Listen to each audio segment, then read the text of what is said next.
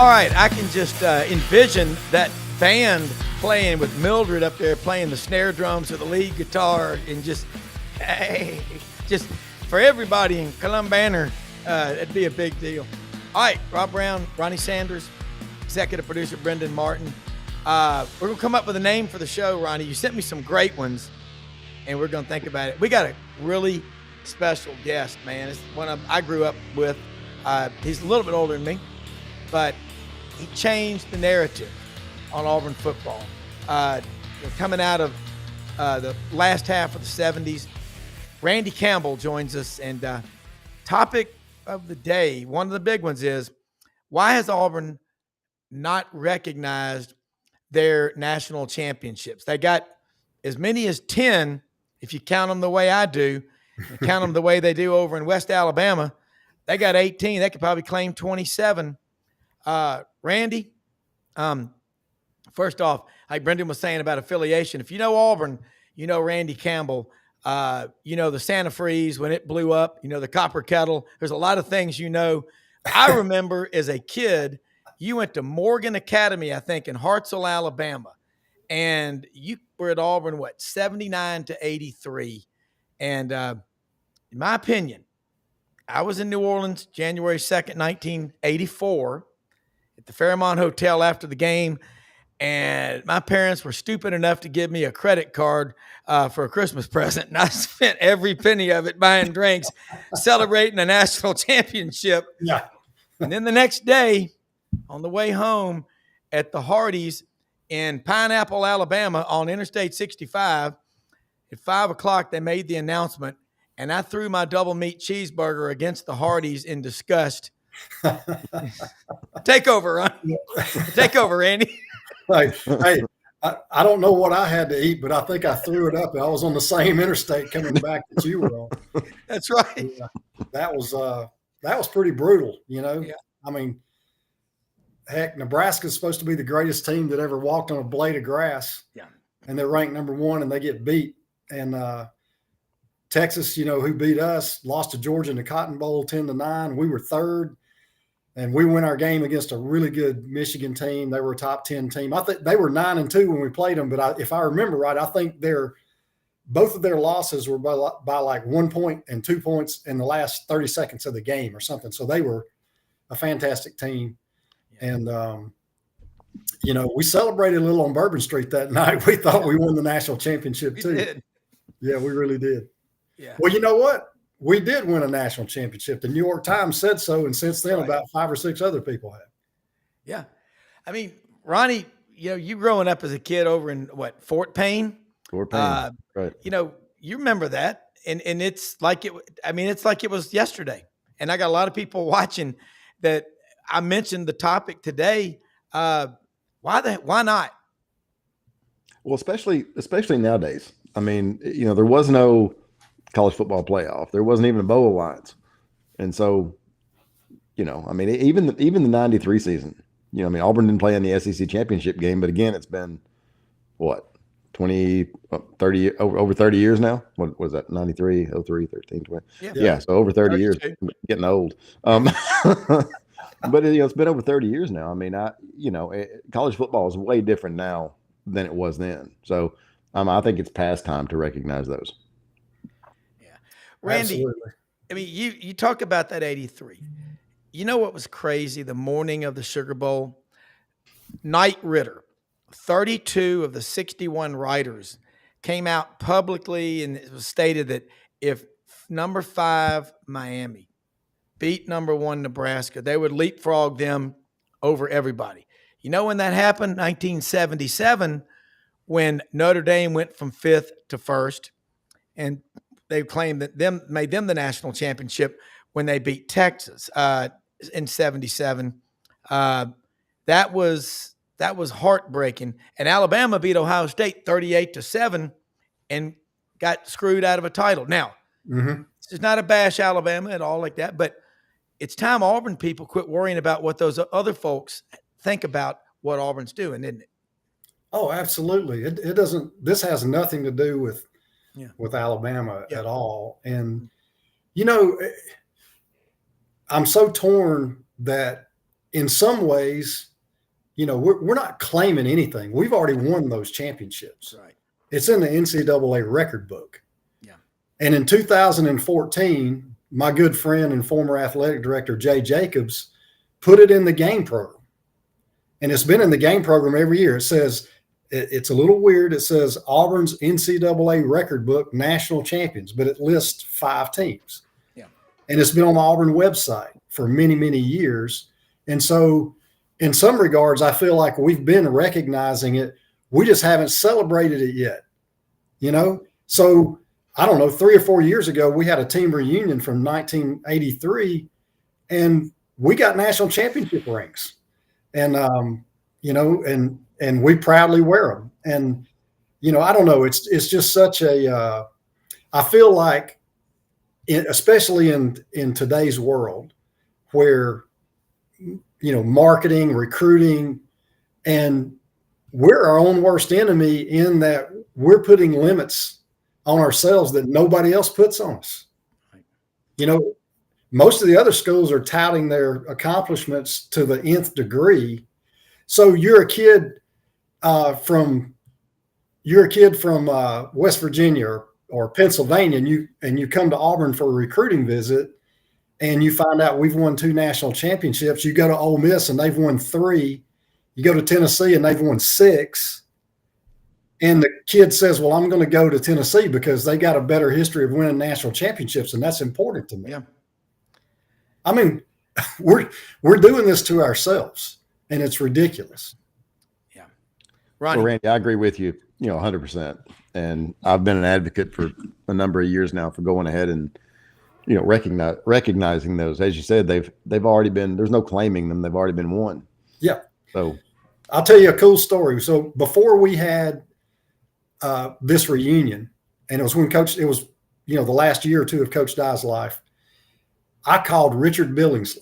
I didn't call him. I emailed him. I found his email address on the internet because I wanted to know what he thought.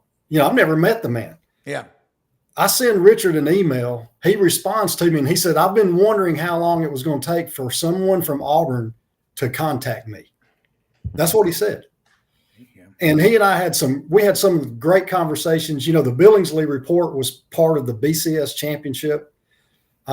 He's had a statistic-based computer generated national champion and retroactive all the way back. And he was fascinating. And he told me absolutely not only should Auburn recognize it, but Auburn actually was the best team and should have won the AP and the UPI. But that's not even, we can't change that. And I'm not even trying to say that we were better than Miami, although we were.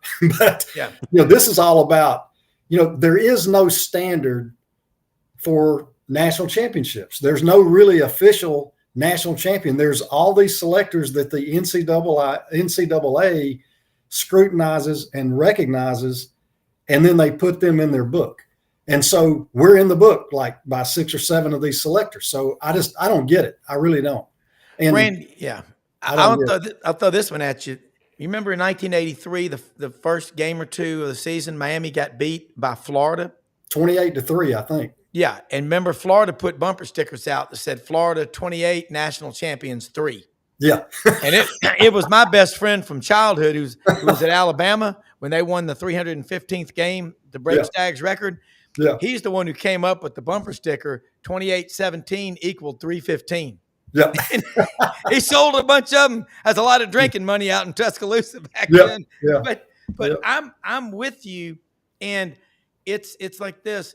You think about the branding. Remember Pitt when Jackie Sherrill took over for Johnny Majors? Yeah. They had inside the stadium. Remember they had those national championship years, like 10 or 11 of them. A&M had a really good summer after they joined the SEC. They won 2 national championships in June and July. And Ole Miss, I've been to Vaught Hemingway to close to 60 games over the year. I live in Memphis. I've been to 248 Auburn games, I think. But they claimed 3. Yeah.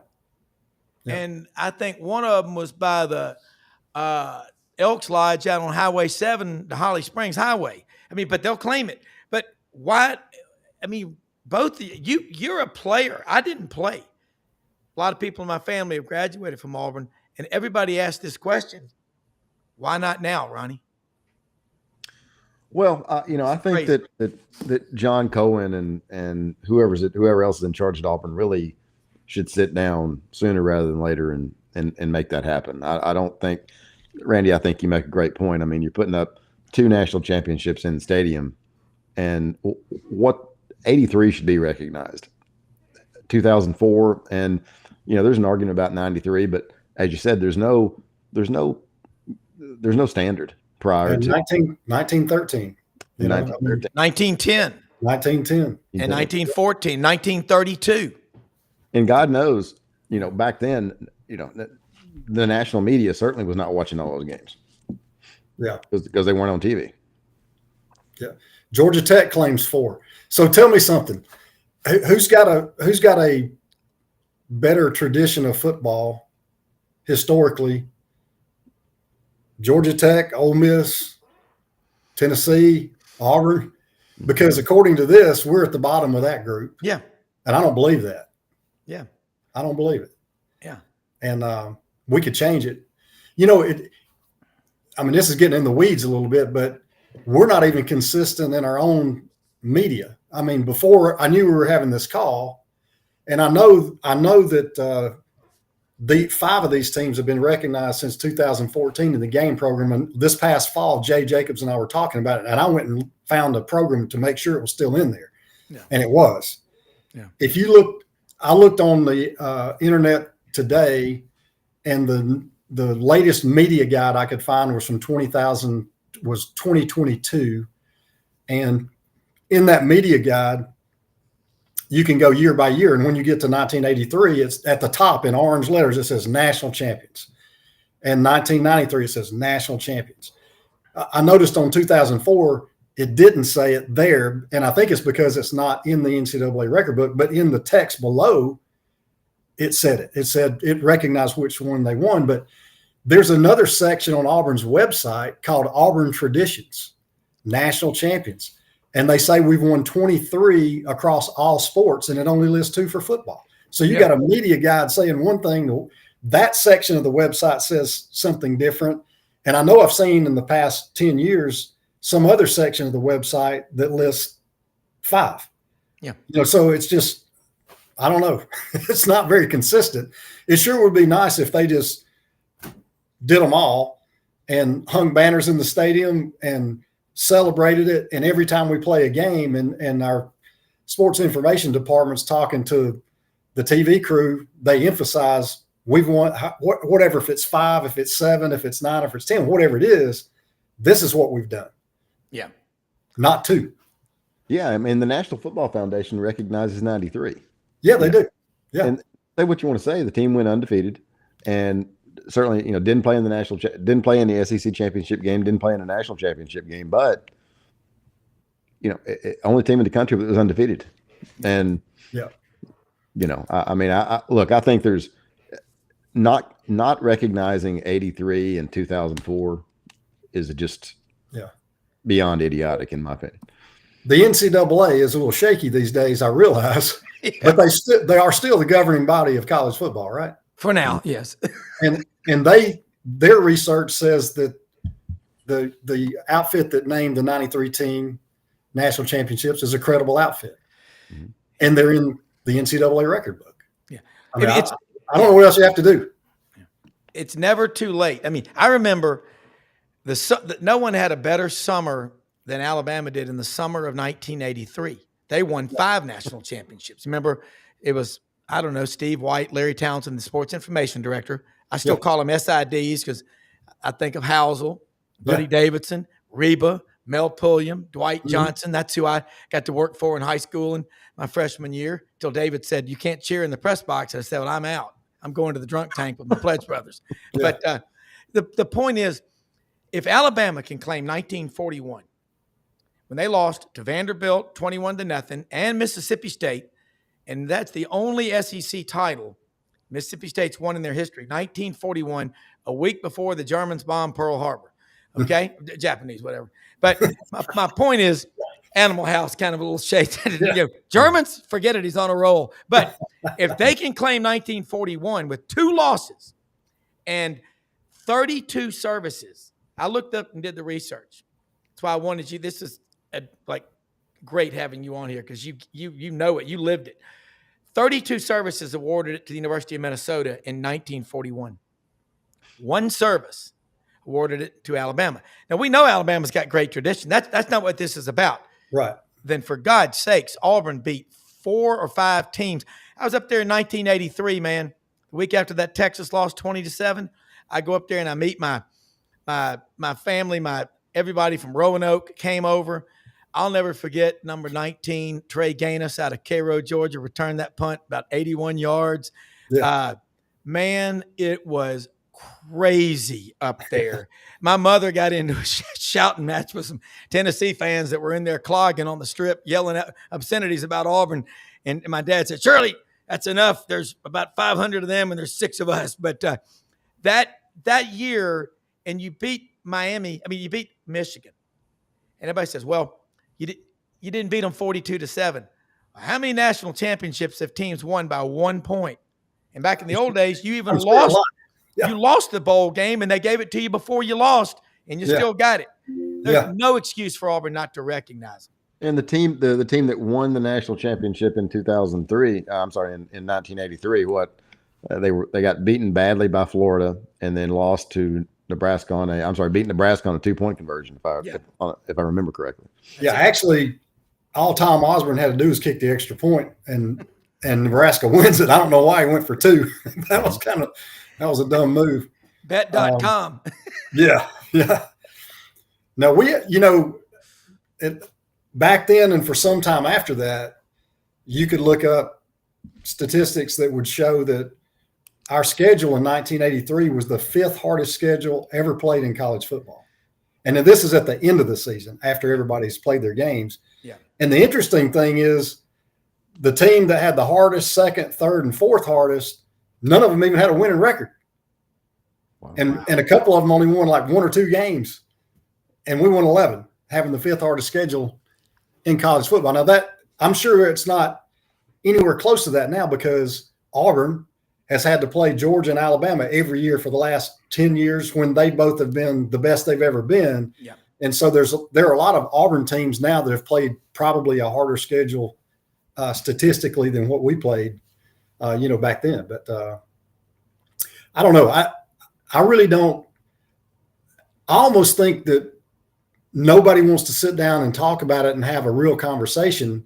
They just want to put their head in the sand. And, I can see our athletic director now saying, well, why didn't the prior 2 ADs do it? If they didn't do it, why should I do it? And then I've had people ask me, well, why didn't Jay do it? And I said, well, Jay did. He is the one that put it in the game program, and he's the one that put it on the website. But if you know Jay Jacobs, he's a very humble person. He was on that team. Now, if you're a senior in high school and you're running for class president, do you vote for yourself? Are you that kind of person? Yeah. Jay would never do that. And so I think – now, he's never told me this. This is just my opinion. But I think Jay is such a humble person that he just didn't feel totally right about going the full distance because it would benefit him in some way. And that's, that's just my opinion on that. But I think if John Cohen would sit down and have a serious conversation with a group of people, which I don't know if he's done that or not. I wouldn't think that he has. I've not heard anybody talk about it, and I'd love to be a part of that. And hey, it's not for me, and it's not even for as much of my teammates. I mean, we know what we did. We know we've been recognized. We know Auburn's recognized us in some form. We've got championship rings, but there's so many Auburn people out there that they go in that stadium and they see 2. And I don't think that they give us the credibility probably that the players and coaches on those teams really deserve for the effort they gave and the success they had. But it's only because all they know is what's in front of their face. And but going back to, the name of the game is recruiting. And I don't see how what we're doing now can do anything but hurt recruiting, where it's an opportunity lost. We could easily change that, and it would certainly help. It would help Auburn nationally, and it would help recruiting. I think it would go a long way to that. Do you think Jay's thinking about 83 do you think his thought process was the same regarding 2004? Since he was the AD, I mean, I really don't know. I haven't ever talked to him about that. I don't know. I mean, those are two different circumstances, simply because, it was a true beauty contest in 83. Yeah. Except for the real ones that did. I mean, part of me thinks we have a much more legitimate claim than Miami or Nebraska, because we all had the same record, and all the computer programs picked us because of what we did on the field and not how they felt emotionally after the games. So, who says the AP and the coaches poll have to be, the end all be all? But 2004 was the BCS era. And if I remember right, I think Southern Cal and Oklahoma were ranked 1 and 2 at the beginning of the season. Correct. We were back in the teens or somewhere. 17th, yeah. And they never lost a game, so they never moved. And so that one was a little different in just that they didn't get the chance to play for it, Just like we didn't get to play Nebraska in 83 because the SEC was tied into the Sugar Bowl. Just dumb luck on our part. But the fact that Southern Cal got it taken away from them, to me, that absolutely means that we should step in and claim it. Well, another crazy thing is the narrative. Like, to give you an idea, you're right. There are a lot of these national writers, they don't know come here from Sikkim when it comes to, Southern football. Buddy Davidson told me this in 1981. I was sitting out there. It's the first time I met him at a baseball game. I went down to Auburn. My dad took me down there for spring practice to talk about how we were going to get me into Auburn. So I'm talking to Buddy Davidson. I just met him. And he said, back when I was 10 years ago, we went to New York for the Heisman Roadshow to promote Pat Sullivan. Mm-hmm. And he goes, I'm sitting there at a nice dinner talking, really more like listening to Howard Cosell, the greatest head rug of all time. I must admit, it's incredible. He said, Howard Cosell goes, how is Pat Sullivan from Auburn, a private school in Atlanta, going to ever win the Heisman Trophy? You think Howard's a lawyer from New York, supposed to be really the smartest man in the room. He goes, Howard, just for the record, and I'll have Shep Proudfoot vouch for me on this one. Auburn's a state university. It's in Alabama, although it's an hour and a half from Atlanta. And he goes, well, whatever. Ed Marinero will win it at Cornell because he's got the Eastern media. And do you remember, as a kid on Thursday night, Thanksgiving night, halftime of the Georgia Tech-Georgia game, Jimmy Ott and his partner from the Downtown Athletic Club, they said, we have one envelope here. Let's open it up. The winner is Pat Sullivan of Auburn. That's an O. The Yankees call it Auburn. And he didn't go up there. They celebrated at the Coliseum, but he didn't go up there for a week? And there's Suge sitting there drinking a scotch and water, smoking a cig next to John Wayne at the damn table. Yeah. You can't get better than that. I mean, but that's the narrative. They don't know. I mean, I just think Auburn people, Auburn's the 13th winningest football program in the history of college football. When y'all beat Georgia, and I was there in 83, 13-7, we were all chunking sugar cubes on the field. That's I'm sure right. y'all were mad at us. And I'll never forget that, watching that sun go down. And, man, I get chills talking about it. But Georgia's record in that 4-year run, 80-83, was 43-4-1. Y'all, the only people that beat them, they won 18 straight SEC games. And Auburn went up there and beat them 13-7. Remember, Quincy Williams recovered that ball. Lionel took a pitch out around the right end from you, down there, the little train.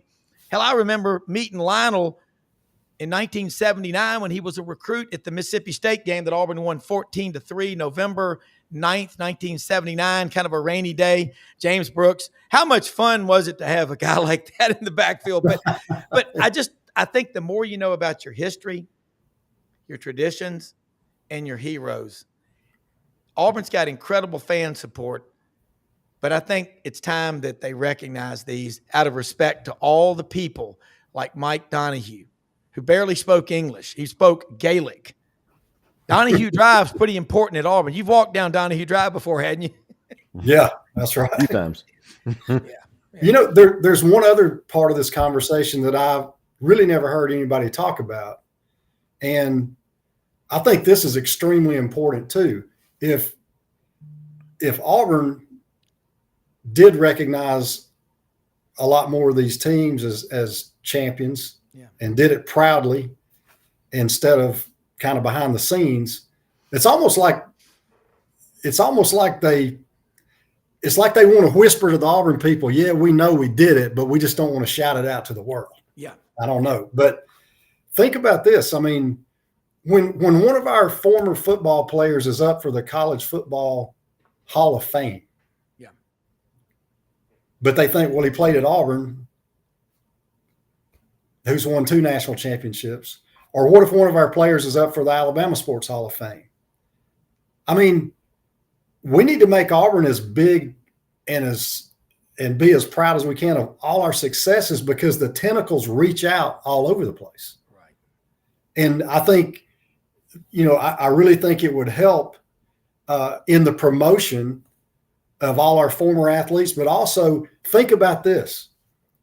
In 1983, if Auburn University had a lot bigger name in the world of college football, maybe we would have been voted ahead of Miami.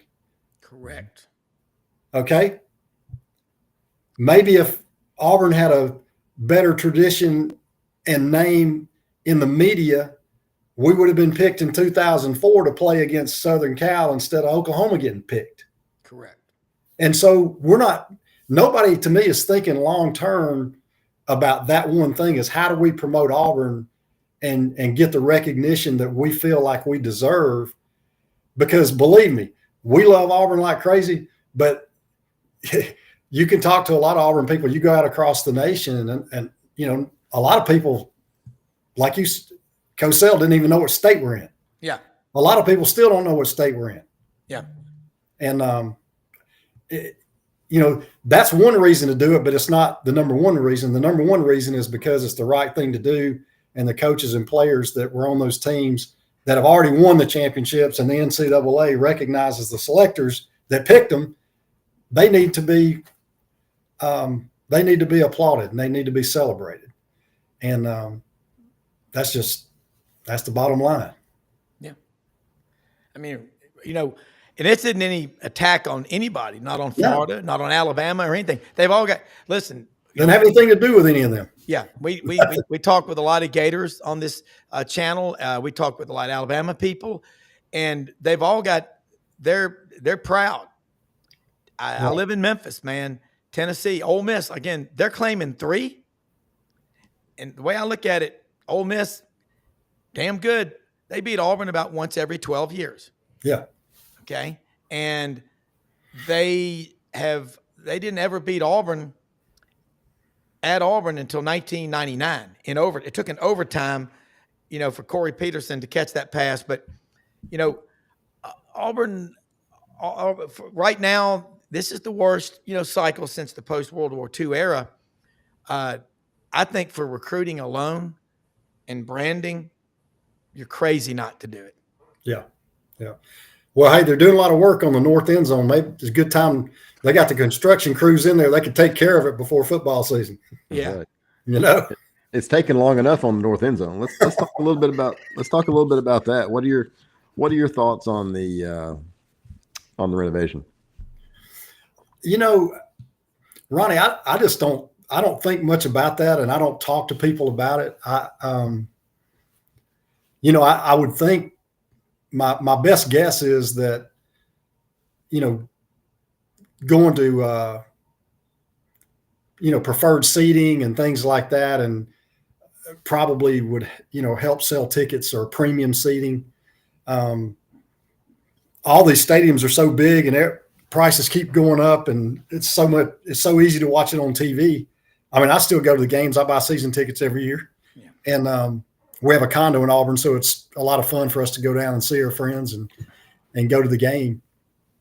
And but I think, I'm sure there's some people probably that lost their seats based on what they're doing. I'm sure they're not happy about it, but I would think the premium seating is the way to go. I don't know. What do you think? You know a lot more about it than I do. Well, I think that it's, the north end zone renovation is a number of years overdue. Yeah. Yeah. Certainly. That damn scoreboard's been up since, I think I'm not even sure I was born yet. Yeah. I know it was there in the first game I went to, and that's been a long time ago. Yeah. So, I think you're right. I mean, everybody's moving to premium seating, and you can generate more money doing that. Yeah. And Tennessee's done a really nice job at the back of their stadium and kind of tying in a courtyard area. They've done a really nice job. I mean, a lot of the schools around the country and around the conference in particular, have done a really, really nice job of tying in the school and tying in the town and into the stadium and making the whole thing a really nice game day experience. Yeah. And I'm excited to see Auburn do the same thing. Yeah. Yeah. How many seats will be taken away? I know there'll be some, but is it a large number? I'm not sure there's a final plan. I know that, the scoreboard's going up, and then the rest of it, I think, is still in development. Yeah. Oh, Randy, you hear so many people talk about during the pandemic, college football, people will find other things to do. I got to tell you, if I'm sitting alone in my man cave every Saturday drinking a cooler full of beer, I'm going to go get help, man. I'm going to be down there. I mean, I used to get so excited as a kid to go down there. My parents said, it's not even worth you going to school today. Cause my teachers would be like, he's not paying attention, Yeah. So, and then in high school, we used to stop and they'd let us get like a 12-pack of beer, some hams, the ride from Montgomery up to Auburn. Fans have got to be there. And, there's 90,000 inside the stadium. But with all the tailgating now, I go over to 715 West Magnolia to the Sigma Newhouse. I go see my friend Janet Bell and Billy Roberts and there's tailgates everywhere. You can't get to them all. But we're social animals. And I think now there's maybe 90,000 inside Jordan-Hare. There's 60,000 tailgating outside during the games. People have absolutely no intention of going inside the stadium. They just want to be there. And I bet you and I and Ronnie can all claim that we've done a business deal or two just by being there. Yeah. It's a wonderful atmosphere. It really is. And the connections that you make and people that you run into, I don't know. It's a special place for sure. And I know some people that go to the games just for the tailgates and don't ever go in the stadium. And I've thought about that myself, but I just don't want to miss out. The next time there's a kick six, I want to be there and see it. Yeah. Or Prayer and Jordan-Hare. I was at both of those games, and gosh, what an experience that was. Yeah. Now I'm with you, and so you get into that. I want to ask you, and Ronnie, I'm just kind of trying to direct traffic here, but right now with Hugh Freeze, I don't think it's a stretch to say Auburn can win 10 games this year because you look 11-14 is not where you want to be after 2 years, but you think about it. LSU game in 23 was like 48-18. That was a nightmare. Now New Mexico State was a unicorn game in Auburn history. It still causes a lot of trauma. But other than that, Auburn's lost a lot of games by 7 points or less. Yeah. Last year, the kicking game, the worst I've ever seen, because I've been following, you go back to so many great kickers, Woody Woodall, Neil O'Donohue. We pulled him from St. Bernard's Abbey and Coleman. Shug did, was an All-American from Dublin. But Auburn only made 54% of the field goals last year. Let's say Auburn's in that 90% where they usually are. Yeah. That team's 8-4, 9-3. Yeah. I mean, is it a reach to say they can win 10 this year with Probably. the roster being what it is? Maybe. I don't know. I don't know what everybody else has. Yeah. You know, I'll tell you what, though, you look at the schedule and it's like everybody's good now. Mhm.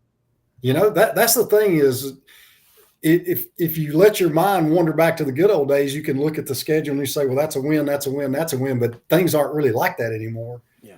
And I can't ever tell, you know, who's going to have what.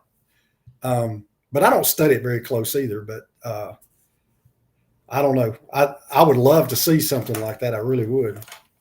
And I hope two of those wins are Georgia and Alabama. So if they are, what are the two losses? You know? Yeah. But, Wow.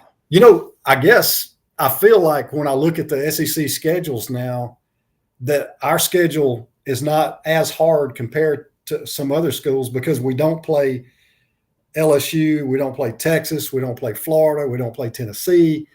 We still play Georgia and Alabama, but, you know, Georgia's got to play Texas and Alabama. And I don't know who else they play, but Ole Miss. Ole Miss. So Florida. It seemed like we had a run there for a number of years where our schedule was the hardest in the SEC every single year. It only took 100 years to average out, right? Yeah. I feel like outright. I feel like we're not quite in that situation now, which is helpful. But I don't know. I would love to see us be great on defense, great on kicking game. And, you know, I'd love to run the football just a little more just because we want to be tough, you know, and just, I don't care if we win games by 1 point, 2 points, 3 points. I don't care if it's 3-2, 3-0. I just want to win. We've seen 3-2 in 2008. Was that Mississippi State? Yes. It was. Yeah, 3-2. You talk about brutal. Yeah. That set football back 50 years. It felt like defensive struggle or two bad offenses. I think it was the latter. I don't know, but Pretty sure it was the latter. Yeah, it was pretty brutal. So what are your guys' opinions on the three quarterbacks? I mean, who is it? Daniels that's coming in? Is that his name? Stanford. Yeah. Yeah. So is he here this summer? Yes. Okay. So he's there working out and all. Well, I think the quarterback room is better than it's been in quite a while. I mean, I think you've got, you know, in addition to him, you've got two other guys who can really, really play. Yeah. So, you know, it should be a fun fall. I mean, I think that, you know, it's been a long time since Auburn's had 5 straight losing seasons. So hopefully, that can change this season. My guess is that, look, I mean, I think that, and I like Hugh Freeze. I think he's doing a good job recruiting. I think he's doing a good job if you look at, certainly compared to what he walked into. Yeah. But that being said, I mean, look, we've all been around this long enough. I mean, you end up 5-7 or 6-6, then it's going to get hot.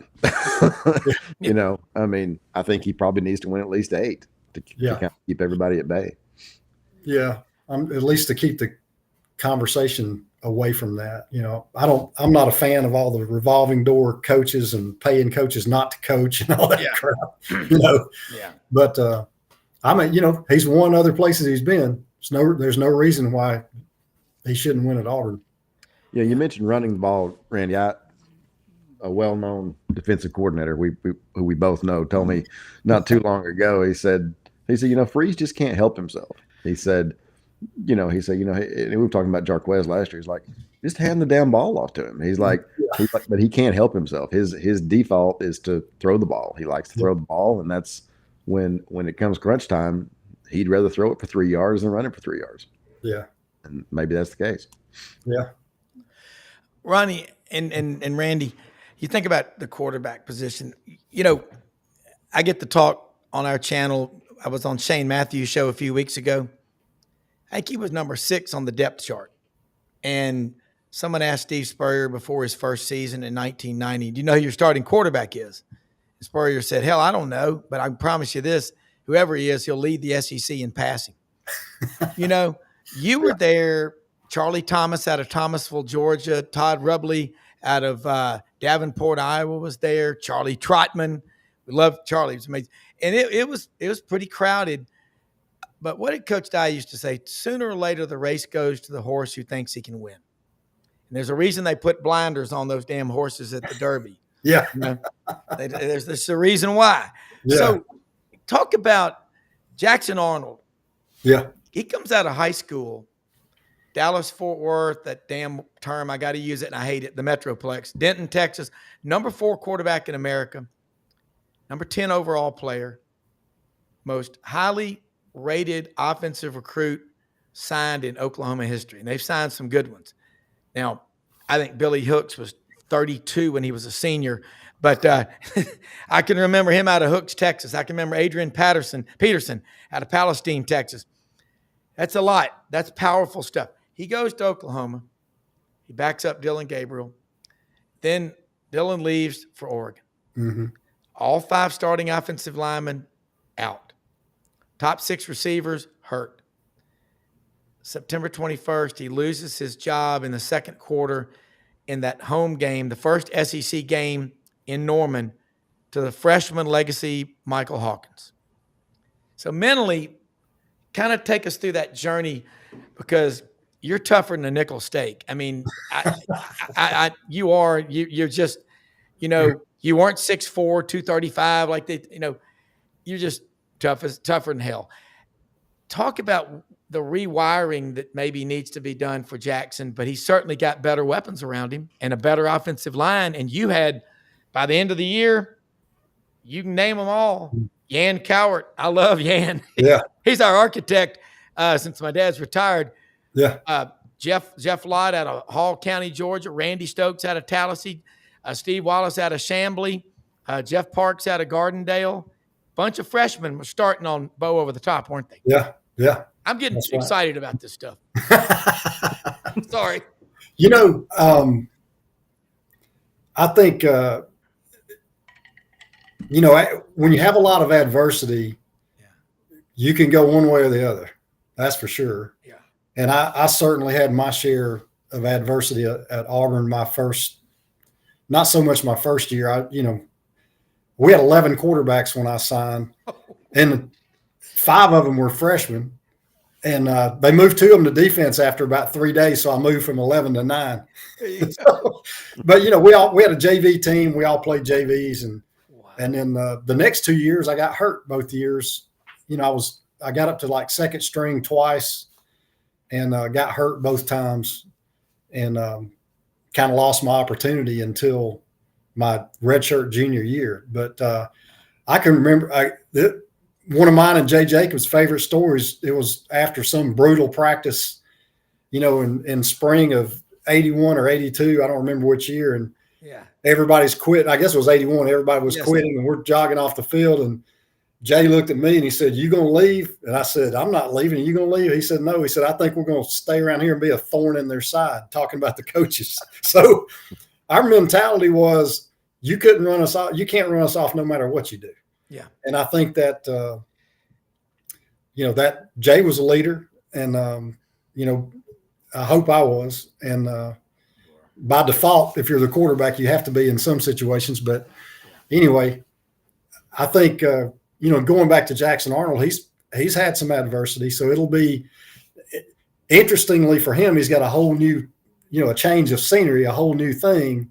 And that ought to help him reset. And I do think he's going to be surrounded with a lot better players. And that, I don't care who you are. Bo Nix is a first-round draft pick, and he played a whole lot better at Oregon than he did at Auburn because of the people that he had around him. Yeah. And if he, I coached Patrick one year in 92. He was our second-string quarterback when I was quarterback coach at Auburn, and know their whole family, and I've known them for a long, long time. And but if Bo had stayed at Auburn, what round would he have been drafted in? Based on how those seasons would have turned out with the quality, athletes we had on our football team. So, not to mention the coaches. Yeah, I know a lot of people blame him for leaving. I don't necessarily, I guarantee he still loves Auburn. But going back to Jackson Arnold, I think he's got a chance to really, maybe this reset for him, if we're a lot better personnel wise, and he gains some confidence if we win some games early, maybe we can have a really special year, because if he starts feeling some confidence and playing like he's capable of playing, then we ought to be pretty set at that position for sure. Yeah. I think there's also something to be said for, I know some of the coaches out at Oklahoma, and the feeling in the building is that they like the kid they signed from Washington State better than Jackson Arnold. But there's a big difference in, Rob, like you said, you lose that many offensive linemen, you lose that many receivers, you got an offensive coordinator you didn't believe in, and all of a sudden, you're at a different place in a completely different environment.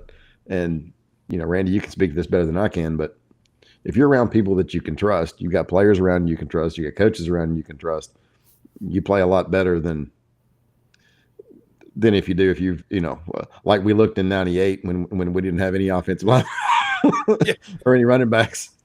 Hey, case in point, my freshman year at Auburn in '79, we played 4 JV games, and we won 1 and lost 3, and Florida State beat us 62-14. Wow. Those same guys were on the team that went 11-1 and won the SEC championship and a national championship. And I don't want to leave this out. The one game we won is we beat Alabama. Yeah. In Jordan-Hare, 21-7 in a pouring rainstorm. Yeah. That's amazing. That 83 Florida State game, Kelly Lowry was their quarterback. Yeah. And guy that I knew from Memphis, Browne McCrary, his older brother Conrad played at Ole Miss. Browne was about my height, when he played in college, he was 5'9", 168 pounds. And Browne was a badass. I mean, he was the pound for pound. He's like, I think the toughest player pound for pound, and you got to be one of them, is David Langner. Yeah. Out of Woodlawn. I knew people, a friend of mine, Joe Passantino from John Carroll in Birmingham, walked on at Auburn. He goes, I got hit one time by that guy. He hit me so hard, I woke up, thought I was in France. Yeah.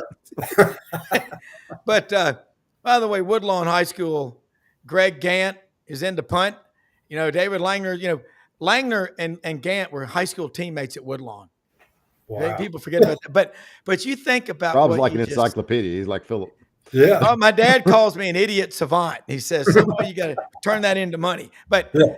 I think the cool thing about what you just said is tough. And you look at Deuce Knight. Deuce is at Lucedale, George County, Mississippi. That's the old way you used to take the Destin from Memphis on 98. I'm thinking about also this, you talk about Josh Daniels, I think. He's at Stanford. He was at Buford High School up there, Atlanta Metro. There's pretty good quarterbacks. How hard is it to take a kid who had a year like you talked about at Oklahoma and get his confidence back? And I mean, because Pat Sullivan told me one time that he couldn't play as a freshman, and he's glad he didn't. He said, because if I went on the road to Florida or Georgia or Tennessee and had a bad game, he goes, they may never be able to get me to come back out of my shell. It's scary, It is. It is. I mean, there's a lot on the line. There really is. And, it's when you have some adversity, it's hard. It's not, it's very hard. And I think I hope that one thing that will help him is if he gets close to a lot of the other players on the team and they have really good team chemistry and they care about each other, love each other, that'll help more than anything. It really will, because if they, if he knows they believe in him, that's the biggest thing. If he thinks his teammates believe in him, then that's how you get through that. And that's how you overcome the bad year at Oklahoma. Yeah. But he's got to earn that, and maybe he already has through winter workouts and spring training and this summer, but he's got to earn that. And if he can get that, he'll be dynamite. Yeah. How many three-a-days did you guys have in '83? I think we just did it the first week. But it was, we had kicking game practice for like an hour early, like 6 o'clock in the morning. And if you weren't in the kicking game, they had you doing regular stuff, And then we came back out like 9:30 to 12 for our morning practice, and then came back at 3:30 or 4 for the afternoon practice. It was brutal.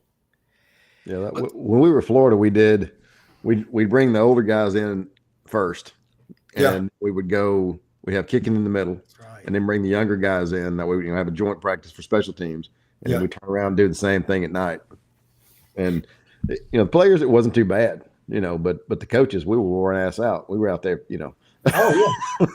Well, Jeff Berger told me that in '85, when Auburn went to the I, that they had 4 practices a day for some period of time, and because they were implementing a more robust pass game, off the I formation. Because we didn't throw it but a dozen times a game on the average, and they were probably going to throw it 20 times a game. And so their 4th practice was basically, a 7-on-7. At night. Wow. So, but you know what? I think Berger liked that offense so much better than the wishbone. I think he would have practiced 4 times a day the whole season if they let him. Yeah. Randy, you talk about clutch. Everybody talks about what's the biggest play in the modern era of Auburn football. I think the biggest play is 4th down and 16. Mike Edwards, number 89, wide receiver, Bradenton, Florida, Manatee High School, makes that catch. And I think you got popped on that play. It was, I think, I want to ask you another thing. We're about out of time, but yeah, the mind of a quarterback in today's world, they expect them to come in. We know about the pressure on Arch Manning. If you were coaching right now, how do you keep the second and third team guys? You talked about 11.